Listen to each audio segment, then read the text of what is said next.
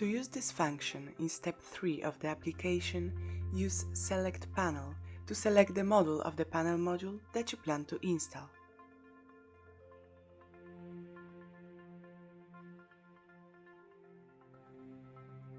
In next step, click Make Project to see the 4-dimensional space-time yield map of the installation. Use Effective Installation and automatically create Effective Installation project with the highest efficiency and minimum number of panels placed in the plane of the roof. Click Yield Month Preview to see the energy production and shading integrated for each separate month.